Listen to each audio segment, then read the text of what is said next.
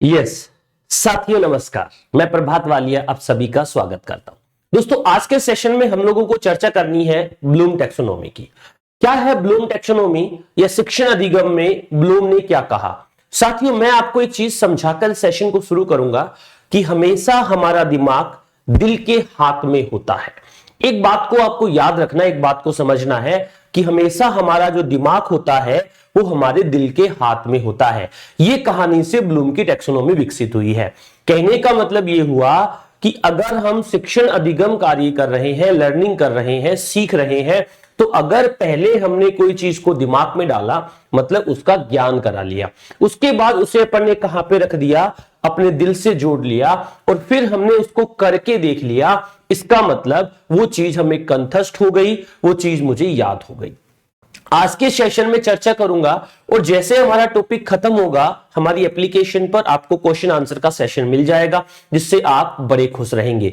और आप अब नोटिस करते चलना कि जो कोर्स हमारा कंप्लीट हो गया उसके क्विज उसके नीचे अब अपन ऊपर से कोर्स कंप्लीट करते चलेंगे ताकि आपको कहीं भी कोर्स से रिगार्डिंग कोई शिकायत कोई शिकवा ना रहे। आज मैं आपको ब्लूम टैक्सोनॉमी के बारे में चर्चा कर रहा हूं, यानी ब्लूम यानी डॉक्टर बेंजामिन ब्लूम एक ऐसे शिक्षा शास्त्री थे जिन्होंने शिक्षा के या शिक्षण के तरीकों को थोड़ा सा समझाने की कोशिश की। लर्निंग अधिगम में किस प्रकार से हम करते हैं उसमें उन्होंने सबसे पहले कहा कि एक पक्ष होता है जिसे बोलते हैं ज्ञानात्मक पक्ष, कॉग्निटिव डोमेन बोल सकते हैं। दूसरा वर्ड उन्होंने कहा कि एक हमारे जो क्या बोलते हैं दिल से जुड़ा होता है भावात्मक पक्ष होता है, उसे उन्होंने कहा अफेक्टिव डोमेन। और फिर उन्होंने कहा कि किसी भी चीज को करके देखते हैं साइकोमोटर डोमेन। यानी उन्होंने तीन चीजें इसमें प्रस्तुत की। आप इसे याद रख सकते हैं समझने के लिए, ऐसे कह सकते हैं कि ये कैप है। कैप का मतलब हुआ कि अगर मैं सी को कहूं तो सी को कॉग्निटिव डोमेन और ए को अफेक्टिव डोमेन और पी को कहूं तो मैं कह सकता हूं कि साइकोमोटर डोमेन। अब ये क्या है पहले थोड़ी सी चर्चा करते हैं, फिर हम जानने की कोशिश करते हैं इन्होंने किस प्रकार के पक्ष रखे। देखो सिंपल भाषा में आपको समझाने की कोशिश करता हूं कि डॉक्टर बेंजामिन ब्लूम नाम का एक व्यक्ति था जिन्होंने सबसे पहले, अगर मैं कहूं 1956 में, कब की बात कर रहा हूं, सबसे पहले 1956 में ब्लूम के शैक्षणिक उद्देश्यों का वर्गीकरण हुआ। ब्लूम्स क्लासिफिकेशन ऑफ ऑब्जेक्टिव्स, अपन ऐसा कह सकते हैं ब्लूम टैक्सोनॉमी। इसे हम एक प्रकार से वर्गीकरण ही कहते हैं। क्या कह सकते हैं? वर्गीकरण। अब भी इसमें ब्लूम ने तीन प्रकार के विचार प्रस्तुत किए, जिसमें इनके साथ बहुत सारे व्यक्ति थे। सैमसन से अनीता हैरो थी, या डेवे था, या मिसिया था। ये कुछ लोगों ने मिलकर एक सिद्धांत बनाया। अच्छा, सबसे ज्यादा योगदान ब्लूम का रहा तो ब्लूम के नाम से जाने लग गया कि क्या कह रहे हैं, ब्लूम क्लासिफिकेशन। दूसरा पॉइंट, आप किसी भी प्रकार का टीचिंग एग्जाम देते हैं तो ब्लूम उनके लिए काफी ज्यादा महत्वपूर्ण रहता है। चलिए सबसे पहले हम बात करते हैं शिक्षण उद्देश्य का। वह शैक्षणिक कार्य है जिसके द्वारा छात्रों के व्यवहार में परिवर्तन लाने का प्रयास किया जाता है। इसमें सबसे अधिक योगदान ब्लूम का है, डॉक्टर बेंजामिन ब्लूम।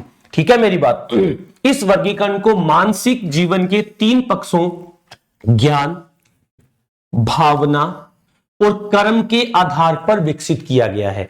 आप सभी लोग जानते हैं कि ज्ञान कहां से आता है, ज्ञान कहां से आता है तो दिमाग से आता है। अच्छा, भावना कहां से आती है तो दिल से आता है, और कर्म किससे होता है, हाथ से करने से होता है। यानी दिमाग कहां पर होता है तो आप कहेंगे सर दिमाग होता है हेड में, दिल का मतलब क्या होता है, हार्ट होता है, और हाथ का मतलब क्या होता है, हैंड होता है। आप इन तीन एच से इस बात को याद रख सकते हैं, इन तीन एच से इस बात को समझ सकते हैं। ठीक है मेरी बात। चलिए थोड़ा और आगे चलेंगे तो इसके बारे में और अच्छी अच्छी बातें जानेंगे और ये भी देखेंगे कि इसमें से किस टाइप के प्रश्न हमारे एग्जाम में बनते हैं। तो ब्लूम के जो तीनों पक्ष है उनमें तीनों में ब्लूम का ज्यादा योगदान नहीं है। ब्लूम का तो सबसे पहला जो डोमेन था ज्ञानात्मक, या जिसे मैं कहूं कॉग्निटिव डोमेन, उसमें ही ब्लूम का सबसे ज्यादा योगदान था। उसके साथ और जुड़े व्यक्तियों ने अलग अलग तरीके से इसमें योगदान दिया, जिसके आधार पर ब्लूम भाई साहब को अच्छा या बुरा कहा जाने लग गया। ठीक है, अब अपन बात करेंगे तो इसको तीन क्षेत्रों में डिवाइड किया गया है। किसके आधार पर? ज्ञान के आधार पर, या हम कहें किसके आधार पर डिवाइड किया गया है, किसके आधार पर बात की गई है हम लोगों से? तो आपने कह दिया कि दूसरा है क्रियात्मक पक्ष, भावनात्मक पक्ष और ज्ञानात्मक पक्ष। ठीक है मेरी बात? अच्छा, अगर मैं एक बात कहूं आपसे, डॉक्टर बेंजामिन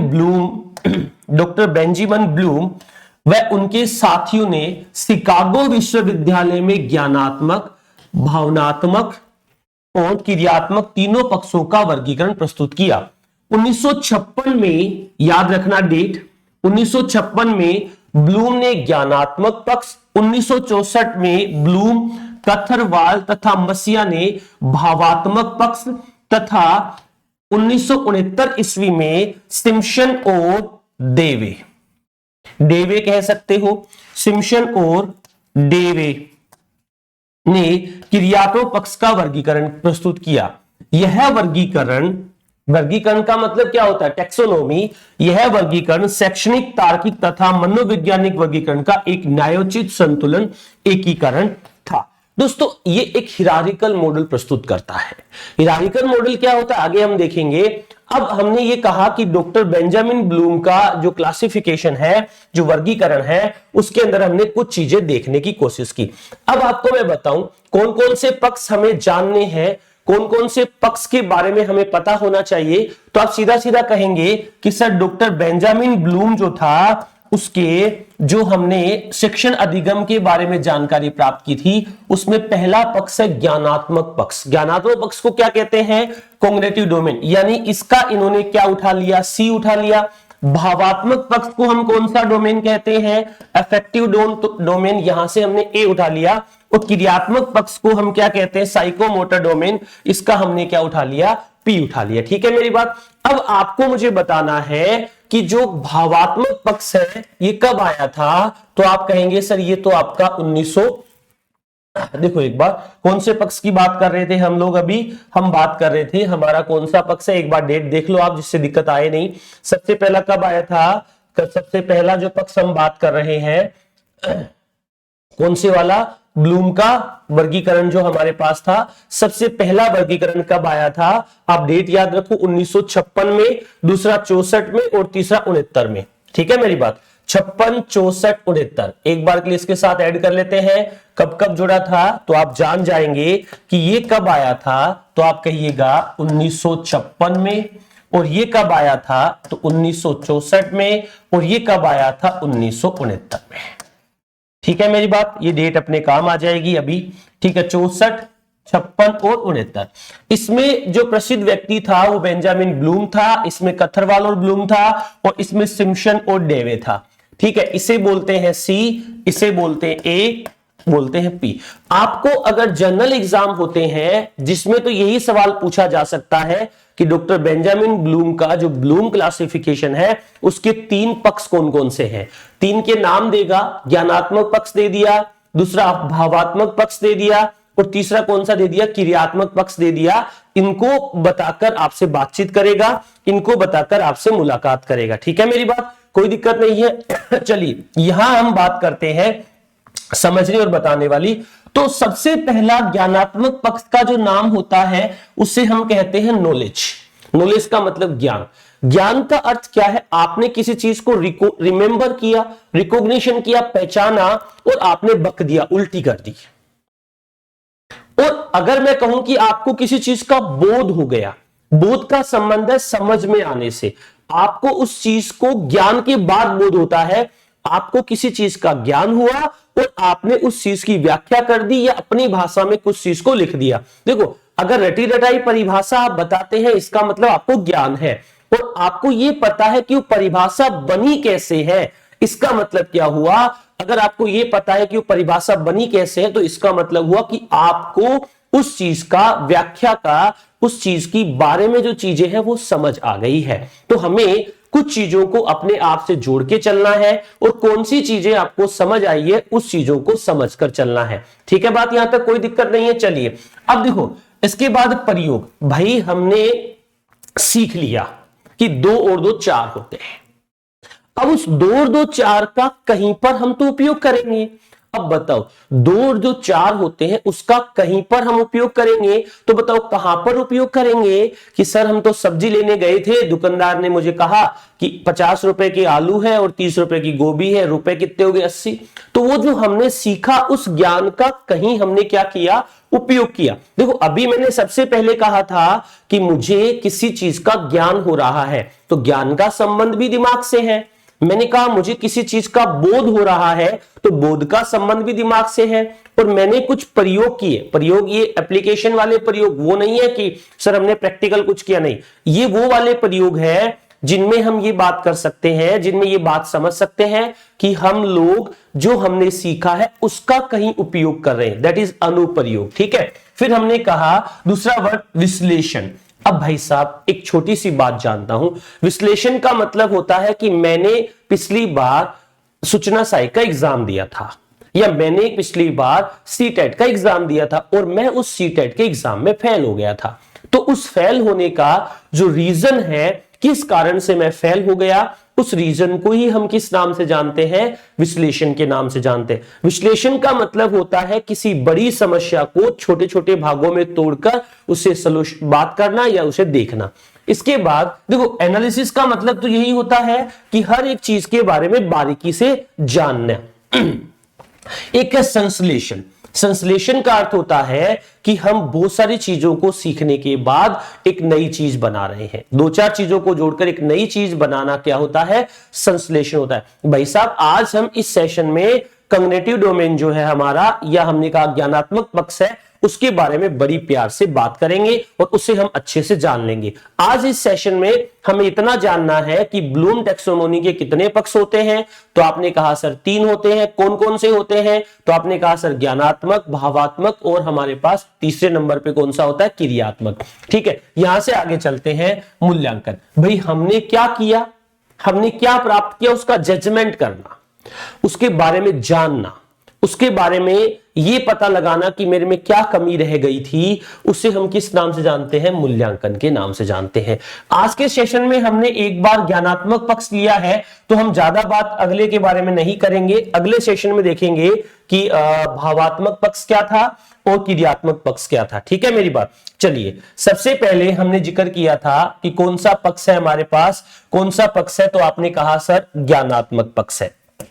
तो सबसे पहले जो हमारा ज्ञानात्मक पक्ष है उसके बारे में हमने कहा कि हर एक चीज जो हमारे दिमाग से संबंधित आती है वो कौन से पक्ष में आती है? ज्ञानात्मक। यानी आप ऐसे कह सकते हैं यहां पर कोई भी चीज को हम क्या करते हैं? रिकॉल करते हैं, या कोई भी चीज को हम क्या करते हैं? रिकॉग्निशन करते हैं, या कोई भी चीज को हम क्या करते हैं? अपन कह सकते हैं रट्टा मारते हैं।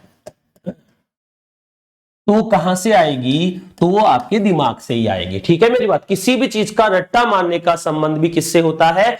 आपके दिमाग से ही होता है। यहां से समझिए ज्ञानात्मक पक्ष का विकास डॉक्टर बेंजामिन ब्लूम द्वारा 1956 में किया गया। याद रखना इस बात को। यह पक्ष ज्ञान और सूचनाओं के संग्रहण तथा उनके उपयोग से संबंधित है। हम किसी ज्ञान सूचनाओं को संग्रह करते हैं अपने दिमाग में या उसका उपयोग करते हैं। भाई साहब ये अपना हेड है, हेड के अंदर, इस सर के अंदर, माथे के अंदर ही पूरा दिमाग बसा होता है। तो जो क्रिया माथे के अंदर से होती है उसे हम ये कह सकते हैं कि वो कॉग्निटिव डोमेन है, ज्ञानात्मक पक्ष है। एक बात मुझे आप सभी लोग बताओ, ये वैसे बाल मनोविज्ञान भी है एक प्रकार से, तो मुझे एक छोटी सी चीज आप सोचो जो मैं बोल रहा हूं, मम्मी ज्यादा दिमाग से काम करती है, पापा करते हैं? मम्मी ज्यादा दिल से बात करती है, पापा करते हैं? तो आप कहेंगे सर मम्मी दिल से, पापा दिमाग से। लोग तो ऐसे ही कह रहे होंगे, लेकिन कई बार अपोजिट जेंडर में चीजें चेंज हो जाती है। भी लड़की के लिए पापा ज्यादा बेटर दिल से बात करते हैं और लड़की के लिए ज्यादा मम्मी करती है। अपोजिट जेंडर पे कई बार ये काम करता है। मैं तो मेरे पापा मम्मी की बात करूं तो मेरे लिए दोनों बराबर है। पापा तो अब है नहीं, केवल मम्मी है, तो वो दिमाग से नहीं दिल से ही काम करती है। मेरे लिए पापा ने कभी दिमाग नहीं लगाया और कभी मतलब मम्मी ने भी नहीं लगाया, वो दोनों मेरे लिए तो एक फीलिंग रखते हैं। मैं सबसे बड़ा हूं इसलिए। ठीक है, अब मैं आपको वापस बात करके ले चलता हूं कहीं दूसरी जगह पर। मुझे एक छोटा सा एग्जाम्पल दो, मुझे छोटी सी एक कहानी बताओ कि हम लोग किसी शॉपिंग मॉल्स में शॉपिंग करने जा रहे हैं। और वहां पर एक लड़की सेल्समैन है और एक लड़का सेल्समैन है। बताओ किसकी दुकान से प्रोडक्ट हम ज्यादा खरीदेंगे, लड़के वाली दुकान से कि लड़की वाले से? कि सर हम तो लड़की वाले से खरीदेंगे, लड़के हैं ना। लेकिन मैं एक जनरल बात बताऊं, जब लास्ट महीने का कंक्लूजन निकला तो पता चला कि सबसे ज्यादा सेल लड़कों ने ही की। इसका रीजन क्या हुआ? इसका रीजन हुआ कि ज्यादा शॉपिंग कौन करता है? लड़की करती है। और लड़की कभी सुंदर लड़की के पास नहीं जाएगी, ये साइकोलॉजी है। वो कहां जाएगी? लड़का कैसा ही हो चाहे, उसके पास चली जाएगी, वहां से शॉपिंग कर लेगी। हम दोनों एक बार शॉपिंग करने गए तो दो बगल में दुकान थी, जीटी हमारे जयपुर में पड़ता है, वहां पर एक सेम दुकान, दूसरी भी सेम दुकान, एक पर लड़की सेल्समैन थी, एक पर लड़का था। तो मुझे पकड़ के ले गई, बोले इधर क्या करेगा, इधर चल। तो मेरा कहना क्या है कि भाई ऐसे सभी काम किससे होते हैं? इस दिमाग से। अगर दिल की बात होती तो भाई, तो अब मैं आपको वापस बता रहा हूं कि ज्ञान और भाव और क्रिया, ज्ञान कहां से आता है, भाव कहां से आते हैं और क्रिया कहां से होती है? हाथ से। ये तीनों चीजें हमने डॉक्टर बेंजामिन ब्लूम के इस क्लासिफिकेशन में जाननी है। आप अगर शॉर्ट ट्रिक में लिखना चाहो इसका अर्थ, तो आप कह सकते हैं सर कि हमारा जो दिमाग है वो दिल के हाथ में होता है। ठीक है, आगे बढ़ जाऊं? Yes sir. अब देखो हमने क्या कहना है, डॉक्टर बेंजामिन ब्लूम का ज्ञानात्मक पक्ष क्या कह रहा है। यानी अगर मैं आपसे ये कहूं कि बेंजामिन ब्लूम में एक शिक्षण अधिगम के लिए क्या कहा था कि हम जो भी तथ्य, जो भी सूचना हमारे मस्तिष्क से संबंधित होती है और मस्तिष्क से संबंधित क्रियाओं का समावेश किया जाता है, इस पक्ष में सूचनाओं, तथ्यों, शब्दों, सिद्धांतों की जानकारी दी जाती है। ब्लूम ज्ञानात्मक क्षेत्र उन उद्देश्यों को समावेशित करता है जो ज्ञान के पुनः स्मरण तथा प्रतिविज्ञान, रिकॉग्निशन, इसका मतलब होता है रिकॉग्निशन से संबंधित होते हैं तथा मानसिक योग्यताओं के विकास से संबंधित है। ज्ञानात्मक पक्ष को 6 उपवर्गों में बांटा गया है। यह भी अच्छा प्रश्न है, मैं आगे सेशन में करवाऊंगा कि जो हमारा ज्ञानात्मक पक्ष है उसके उपवर्ग कितने हैं। तो 6 उपवर्ग है। कौन कौन सा है? देखो अभी सबसे पहले हमने कहा था कि जो ब्लूम टैक्सोनॉमी है उसका पहला पक्ष कौन सा है, तो आपने कहा सर ज्ञानात्मक पक्ष है। दूसरा पक्ष कौन सा बताया, तो आपने कहा सर भावात्मक पक्ष है। भाव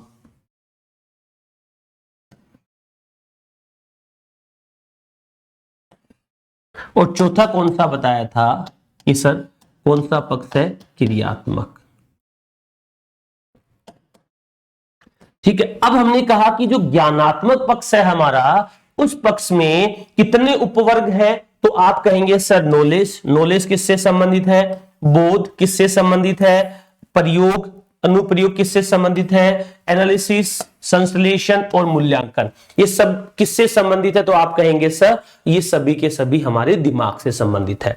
उपवर्ग देख लो। अच्छा, दूसरा, ब्लूम ने ज्ञानात्मक क्षेत्र में उन उद्देश्यों को समाहित करता है, याद रखना, एक है पुनः स्मरण, रिकॉलिंग। दूसरा कौन सा है? प्रत्यभिज्ञान, मतलब रिकॉग्निशन यानी पहचानना। ठीक है, अब आप कहेंगे और मानसिक योग्यताओं के विकास से संबंधित है। अब एक बात बताऊं, डॉक्टर बेंजामिन ब्लूम ने इसे 1956 में प्रतिपादित कर दिया था, लेकिन इसमें चेंजेस करने पड़े। कब चेंजेस करने पड़े? यानी इसे 2001 में थोड़ा सा संशोधित किया गया, इसमें कुछ बदलाव किए गए। तो आज हम इन दोनों का कंपैरिजन करते हैं कि 2001 में इसमें किस प्रकार के बदलाव हुए और 2001 से पहले ये कैसे दिखता था। इनके बारे में आज के सेशन में हम थोड़ी सी बातचीत देखते हैं। तो आप कहेंगे कि डॉक्टर बेंजामिन ब्लूम ने पहले क्या किया था, उसी के आधार पर थोड़ा सा बदलाव हुआ। एक बार हम लोग देखते हैं, ये रिवाइज टैक्सोनॉमी है डॉक्टर ब्लूम की।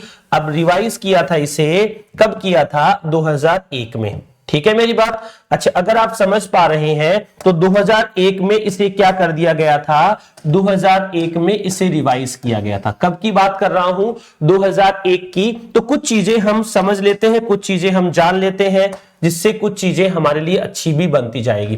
देखो हमने कहा था कि जो पीछे हमारे पास कुछ बातें दिख रही थी, एक तो लिख रहा था नॉलेज यानी ज्ञान, ये तो ठीक है। ज्ञान की जगह पर हमें कर दिया गया रिमेंबरिंग।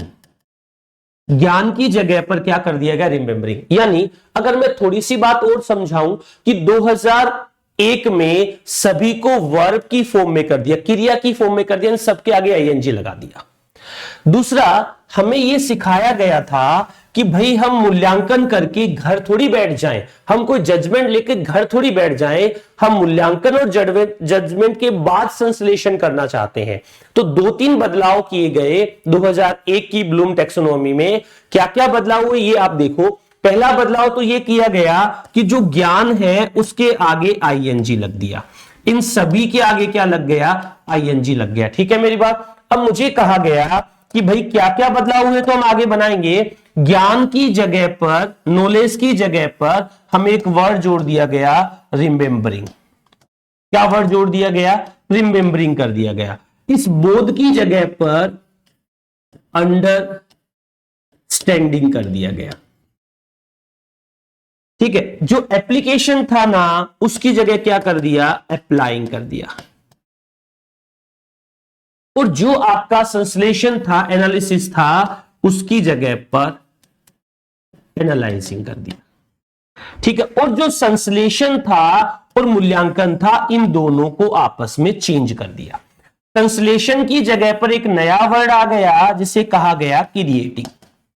संश्लेषण की जगह एक नया वर्ड आ गया जिसे क्या कहा गया? क्रिएटिंग। और इवैल्यूएशन के आगे आईएनजी लग गया तो क्या बन गया? इवैल्यूएशन बन गया। तो अगर मैं कहूं जनरली जो ब्लूम की टैक्सोनॉमी जिसके बारे में हम चर्चा कर रहे हैं, तो आप कहेंगे 2001 में, कब की बात कर रहे हैं हम लोग? हम कह रहे हैं कि 2001 वाली जो टैक्सोनॉमी है, 2001 में जो हमारी संज्ञा थी, संज्ञानात्मक थी, उसको क्या बना दिया गया? नाउन यानी क्रिया बना दिया गया। संज्ञा को क्रिया बना दिया गया, आईएनजी फॉर्म जुड़ गई इसमें, पहले आईएनजी नहीं थी। दूसरी बात अगर मैं आपको समझाना चाहूं तो कह सकता हूं कि उसमें जो एक स्टेप थी उसको उल्टा कर दिया, यानी जो लास्ट स्टेप थी मूल्यांकन, ये कितने नंबर पे हो गई? 5 नंबर पर।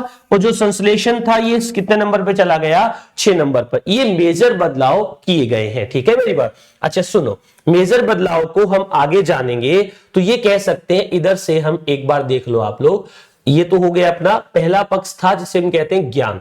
ज्ञान का अर्थ क्या होता है जानने की कोशिश करते हैं। यहां से आप समझो कि हम इसमें पहला क्या बदलाव कर रहे थे। एक बार मैं इसे ऐड ही कर देता हूं जिससे आपको ज्यादा अच्छे समझ आ जाएगा। चलिए ये ले लेता हूं, ज्यादा बेटर है और ज्यादा अच्छा है। अब देखो यहां से आप याद रख लो, ये स्क्रीनशॉट आप ले लेना जिससे आपको पता चल जाएगा हम क्या क्या चर्चा कर रहे थे। तो हमने कहा, हमने समझा कि 2001 की जो ब्लूम टैक्सोनॉमी है उसमें क्या हो गया? क्रिएट, ठीक है, इवेल्युएटिंग कर दो इसके आगे, एनालाइजिंग कर दो इसके आगे, अप्लाइंग कर दो इसके आगे, अंडरस्टैंडिंग कर दो इसके आगे और रिमेंबरिंग कर दो इसके आगे। ये चार्ट अपनी कॉपी में आप साथ में ऐड कर देना। ठीक है मेरी बात। इसमें हमें क्या कहा कि डॉक्टर बेंजामिन ब्लूम था, उन्होंने 1956 में जो प्रतिपादित किया था, जो सिद्धांत दिए थे, जो नियम बनाए थे, उन्हें 2001 में कुछ लोगों ने मिलकर रिवाइज कर दिया। और रिवाइज किया तो रिवाइज करते समय क्या किया? 2 मेजर चेंजेस किए। एक तो जो नाउन होती थी हमारी उसको क्रिया में बदल दिया, वर्ब बना दिया। और दूसरा क्या किया? उन्होंने एक चीज को चेंज कर दिया। किसको?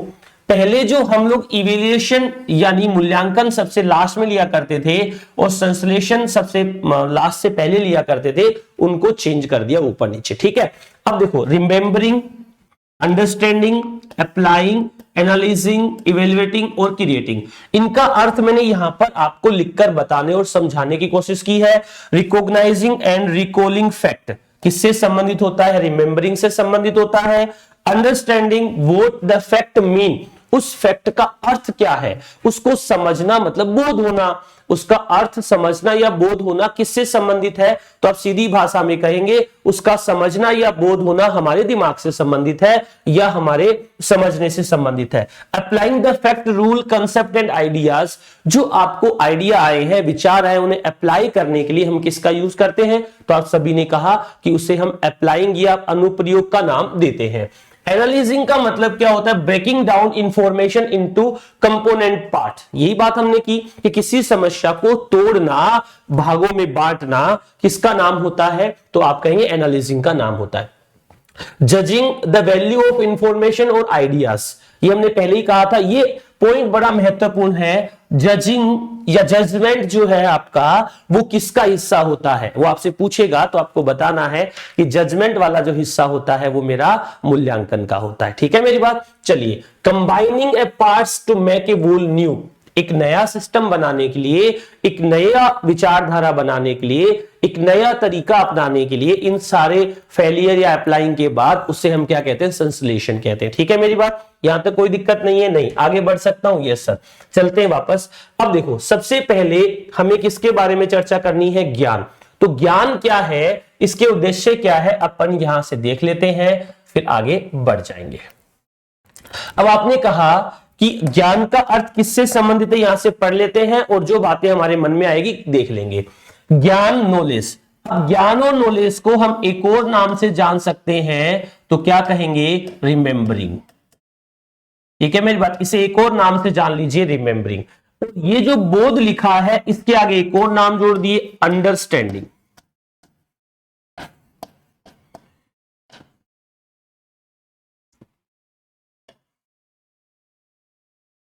ठीक है, ये दो वर्ड जुड़ गए क्योंकि जो चेंजेस आया वो इनके साथ जुड़कर आ गया। फिर आपने कहा ज्ञान का मतलब होता है, ज्ञानात्मक पक्ष का सबसे निम्न स्तर जो होता है वो है ज्ञान। इसके अंतर्गत छात्र को विषय से संबंधित तथ्यों, घटनाओं, सूचनाओं, प्रत्ययों, सिद्धांतों, परंपराओं आदि का ज्ञान दिया जाता है। ज्ञान का अर्थ है पठित विषय वस्तु, विचारों, तथ्यों आदि का पुनः स्मरण या रिकॉल करना, या हम कहें रिकॉग्निशन करना के द्वारा उसे याद रखना या समझना। इसमें तथ्यों, सिद्धांतों और विधियों को या नियमों को क्या किया जाता है? कंठस्थ किया जाता है, याद किया जाता है, रटा जाता है। यानी भाई साहब, किसी चीज को याद करके बोलना, किसी चीज को समझ के नहीं, याद। अरे भारत का 2011 के वर्ल्ड कप में कप्तान कौन था यार? सर, धोनी था। यस, ये आपका ज्ञान से संबंधित है। ठीक है, अब मुझे ये कहा कि सर एक बात बताओ। क्या बताऊं? कि सर संज्ञा की परिभाषा बताओ। संज्ञा, व्यक्ति, वस्तु, ऐसे कुछ करके आधा याद हुआ, आधा नहीं हुआ, रट के मार के उल्टी कर दी। तो ये भी ज्ञान से संबंधित है। अब अगर आपको कोई चीज समझ आ जाएगी, आपको किसी चीज का बोध हो जाएगा, तो आप उस चीज के बारे में व्याख्यान देंगे, उस चीज के बारे में आप उपदेश देंगे। जो अच्छे अच्छे महात्मा होते हैं, महर्षि होते हैं, या हम कहे अच्छे विद्वान जो अपने विषय वस्तु के बारे में अच्छे से जानते हैं, वो सभी के सभी जो बातें करते हैं, वो सभी के सभी जो विचार रखते हैं, उन्हें हम कहते हैं कौन सी बात? जो हमारे बोध से आई है, हमारी समझ से आई है। तो किसी चीज को समझाना या समझना किससे संबंधित है? आपके बोध से संबंधित है। और किसी चीज को रट के बताना वो किससे संबंधित है? रिकॉग्निशन करना, किसी का नामकरण करना, ये सभी के सभी आपके ज्ञान से संबंधित है। ये पॉइंट याद रखने, एक एक पॉइंट जो है वो काम का है। ठीक है, इसमें तथ्यों यानी फैक्ट, सिद्धांतों यानी प्रिंसिपल, विधियों यानी मेथड के नियमों को परिभाषा कहना, परिभाषा देना, उसे पहचानना, रेखांकन करना, चिन्हित करना आदि क्रियाएं करवाई जाती है। तो आपसे पूछेगा परिभाषा कहना या परिभाषा देना या उसे पहचानना किससे संबंधित है? तो आप कहेंगे ज्ञान से। ठीक है, अगला पॉइंट, यह ज्ञान के उच्च स्तर की मानसिक योग्यता है। जिस पाठ्य वस्तु का ज्ञान प्राप्त किया गया है, उसके विचारों तथा पदार्थों के अर्थों को जानना। अब देखो, ये ज्ञान के बाद होता है, यानी बोध हमेशा किसके बाद होता है? ज्ञान के बाद होता है। अगर आप प्रॉपर नोट्स बना रहे तो लिख सकते हैं कि बोध हमेशा ज्ञान के बाद होता है। दूसरा, मैं आपको ये कह रहा हूं कि जो लोग हमारे प्रॉपर नोट्स हमें वापस रीसेंड करेंगे प्रॉपर तरीके से बनाकर, उसको हमारी तरफ से कुछ ना कुछ प्राइज दिया जाएगा। तो हमारे चैट वाले बुक्स में आप बताइए कि आपने हमारे टॉपिक के नोट्स बना रखे हैं, उनको मेल करिए, उनकी पीडीएफ हमें भेजिए, जिससे पता लगे कि आप पढ़ रहे हैं, रेगुलर क्लास ले रहे हैं। अच्छा सुनो, क्या कह रहे हैं? इसके अंतर्गत पढ़ी हुई यानी याद की हुई विषय वस्तु को अपने शब्दों में व्याख्या करना। पहचानना किसी चीज को, रट्टा मारना, रिकॉलिंग करना, रिकॉग्निशन करना, उसके बाद उस चीज के बारे में अपने शब्दों में कहना, वो क्या कहलाता है आपका, उस चीज के बारे में अपने शब्दों में कहना वो क्या कहलाता है, तो आप सीधा कहेंगे वो आपका बोध होता है। उल्लेख करना, अनुवाद करना, अंतर करना, वर्गीकरण करना, कंपैरिजन करना, पुष्टि करना, विवेचन करना आदि क्रियाएं किसके संबंध में आती है, तो आप कहेंगे सर बोध या फिर अंडरस्टैंडिंग के समझ में आती है। आगे बढ़ते हैं, प्रयोग यानी एप्लीकेशन। हमने क्या कहा, हमने क्या समझाने की कोशिश की, तो आप देखो यहां पर हमने कहा कि हमने भाई साहब सीखा था कि 2 और 2 4 होते हैं और हमने उनका कहीं दुकान पर जाकर प्रयोग कर दिया, उसे हम प्रयोग कहेंगे, परिभाषा के रूप में इसे जानते हैं। क्या कि हमने सबसे पहले दोनों उच्च स्तर की मानसिक योग्यता है, ये उन दोनों से आगे की है, सबसे नीचे का ज्ञान, उससे आगे का बोध और उससे आगे की प्रयोग। मानसिक योग्यता, प्रयोग के लिए ज्ञान और बोध दोनों का होना क्या है, आवश्यक है।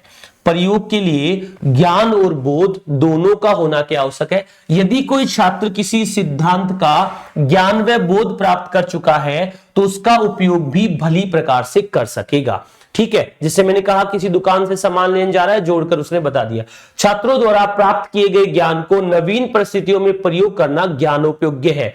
इसके अंतर्गत सीखे गए ज्ञान को व्यवहारिक रूप से लागू करना। ठीक है मेरी बात, पहला था पहचानना, दूसरा था व्याख्या करना। सीखे गए ज्ञान को व्यवहारिक रूप से उपयोग में लेना क्या कहलाता है, आपका एप्लीकेशन कहलाता है। पूर्व ज्ञान को नवीन ज्ञान के साथ जोड़ना, नवीन प्रयोग करना, प्रयोगों का स्वयं करके देखना, पूर्व अनुमान, भविष्य कथन करना, पूर्वानुमानों का सत्यापन करना, तथ्यों के संबंध में स्थापित करना आदि क्रियाएं किससे संबंधित आती है, तो आप कहोगे सर आदि जो क्रियाएं हैं हमारी वो किससे संबंधित आती है, प्रयोग से संबंधित आती है। कोई दिक्कत वाली बात नहीं है, नहीं। आगे बढ़ जाओ, बढ़ जाइए। चलिए अगला नंबर 4 पर मैंने क्या कहा था, संश्लेषण को हमने अभी एनालाइजिंग कर दिया, यानी आईएनजी जोड़ दिया इसके आगे। इसे हमने कौन से पक्ष में ले लिया है, तो आपने कहा सर अब हम इन सारे पक्षों को कौन से पक्ष के रूप में जानने लग गए हैं, अब हम इन सारे पक्षों को क्रिया के रूप में जानते हैं, पहले ये सभी संज्ञा के रूप में हुआ करते थे। ठीक है, ये पक्ष क्या कह रहा है, यह ज्ञानात्मक पक्ष का चौथा महत्वपूर्ण उद्देश्य है। पहला ज्ञान, नॉलेज, दूसरा अंडरस्टैंडिंग, समझ, तीसरा एप्लीकेशन या अप्लाइंग अपन बोल दे। ठीक है, उद्देश्यों की प्राप्ति के बाद इस उद्देश्यों को प्राप्त किया जाता है।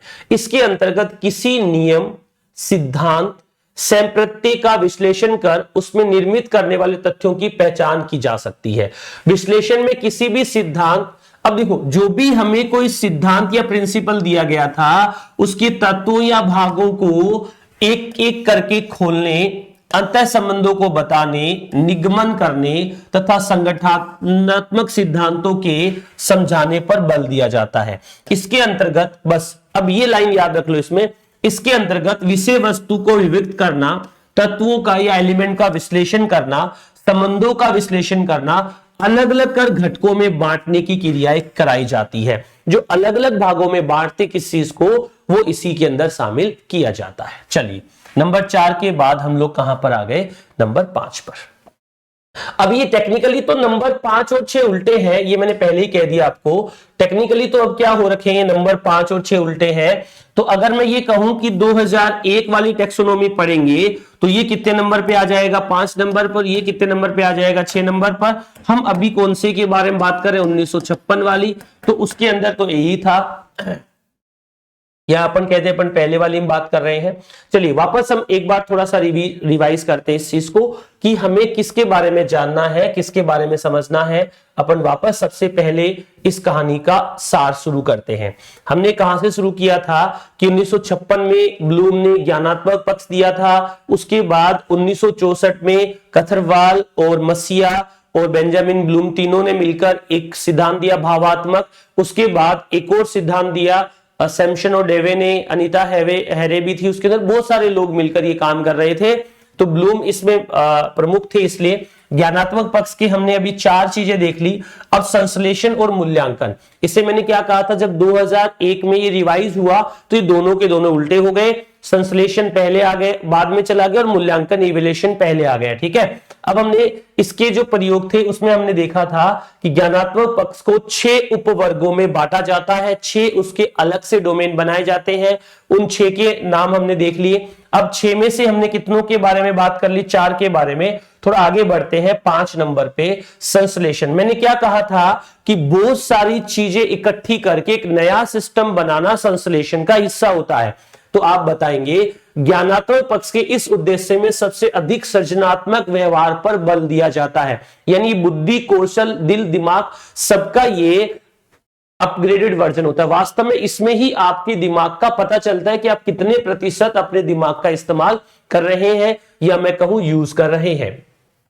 फिर हमने कहा ज्ञानात्मक पक्ष के इस उद्देश्य में सबसे अधिक सृजनात्मक व्यवहार पर बल दिया जाता है। इसके अंतर्गत सभी तत्वों और भागों को एकत्रित करके क्रिएशन किया जाता है। आप इसके आगे एक वर्ड लिख लो ना, जिससे आपको बड़े प्यार से समझ आए।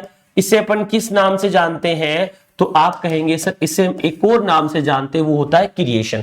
इसके अंतर्गत सभी तत्वों और भागों को एकत्रित करके नवीन ढांचा तैयार किया जाता है। इसमें छात्र ज्ञान और बोध के आकार पर सृजनात्मक योग्यता का उपयोग करते हुए नवीन प्रत्यय या वस्तु का निर्माण करता है। इसमें एकीकरण व संपूर्णतः विशेष बल देते हुए छात्र की सूझबूझ, सृजनशीलता को विकसित करने पर विशेष ध्यान दिया जाता है। यानी इन सारी चीजों को इकट्ठे पर सर्जन, एक छात्र का निर्माण कौन सी प्रक्रिया में होता है, तो आप कहेंगे वो आपका संश्लेषण में होता है। इसके अंतर्गत निष्कर्ष निकालना, सामान्यीकरण करना, सारांशीकरण करना, विचारों और भावों को नवीन रूप देना, शोध कार्य की योजना बनाना, नवीन योजना बनाना आदि क्रियाएं कराई जाती है। शोध कार्य करना, शोध कार्य भाई साहब बिना ज्ञान, बोध और एप्लीकेशन के हो ही नहीं सकता। जब आप ऊपर वाले तीनों चारों चीजें कर लोगे तभी आप शोध कार्य करने लायक बनोगे। मूल्यांकन, यह ज्ञानात्मक पक्ष की सबसे उच्च स्तर की मानसिक योग्यता है। मूल्यांकन के से अभिप्राय है बालक नियमों, तथ्यों, सिद्धांतों की आलोचनात्मक व्याख्या कर सके। इसमें पाठ्य वस्तु के नियमों, सिद्धांतों तथा तथ्यों के संबंध में आलोचनात्मक दृष्टिकोण अपनाया जाता है। इस उद्देश्य की प्राप्ति पर छात्र में निर्णय लेने की क्षमता उत्पन्न हो जाती है। निर्णय का मतलब क्या होता है, डिसीजन, डिसीजन का मतलब होता है जजमेंट। आप कोई जजमेंट लेने की क्षमता, योग्यता कौन से वाले आपके जो ब्लूम की टैक्सोनॉमी का पार्ट है उसमें हो जाती है, तो आप सीधा सीधा आंसर दे देंगे कि वो आपकी इवैल्यूएशन या मूल्यांकन में होती है।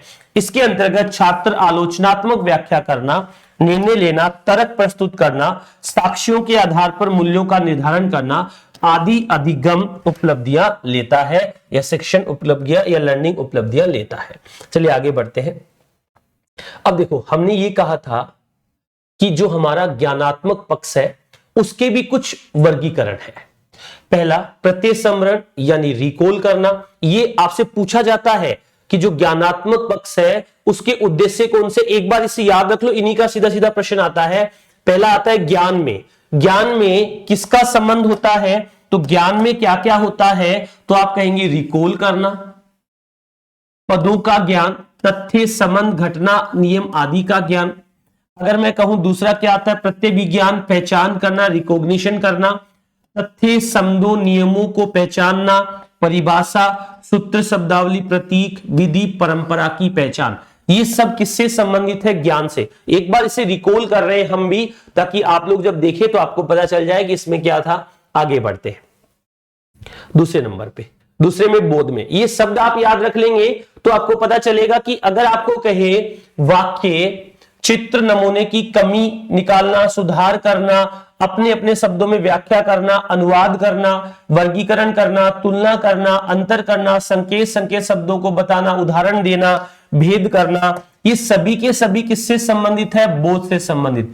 प्रयोग, एप्लीकेशन, तथ्यों के संबंध स्थापित करना, नवीन योजना बनाना, सामान्यीकरण करना, या मैं कहूं निदान करना, प्रयोग करना, पूर्वानुमान लगाना, सत्यापन करना, ये सभी के सभी किससे संबंधित आ जाते हैं, आपके एप्लीकेशन से संबंधित आ जाते हैं। ठीक है, आगे बढ़ते हैं। नंबर 4 पर विषय वस्तु के घटकों को बांटना, तथ्यों का विश्लेषण करना, संबंधों का विश्लेषण करना, सिद्धांत का विश्लेषण करना, सिद्धांत को एनालिसिस करना, ये आपका इससे संबंध आता है। अब संश्लेषण में नवीन तथ्यों संप्रेषण का उत्पादन करना, योजना का निर्माण करना, संबंध स्थापित करना, नए समूह बनाना या सामान्यीकरण करना, ये एनालिसिस का हिस्सा होता है। मूल्यांकन किसी वस्तु के औचित्य के बारे में निर्णय देना, मैं किसी वस्तु के बारे में निष्कर्ष पर पहुंच गया हूं, या पक्ष विपक्ष के तर्क देना, आलोचना करना और मूल्य निर्धारित करना, अपन कह सकते हैं ये इसी का हिस्सा है। चलिए अब अगला जो हमारा है डोमेन, भावात्मक पक्ष जिसे बोलते हैं इफेक्टिव डोमेन, वो हम अगले सेशन में चर्चा करेंगे। आज के इस छोटे से सेशन में हमने डॉक्टर ब्लूम जो है, बेंजामिन ब्लूम है, उनकी टेक्सोनॉमी, उनके क्लासिफिकेशन के बारे में चर्चा की। जैसे ही ब्लूम क्लासिफिकेशन कंप्लीट होगा, क्वेश्चन आंसर का सेशन रखेंगे लाइव वाला, जिससे आपको बड़ी मोहब्बत से बातें समझ आएगी। तो आज के लिए इतना ही, मिलते हैं अगली क्लास में। धन्यवाद। भगवान आपको और मुझे दोनों को सद्बुद्धि दे। Thank you.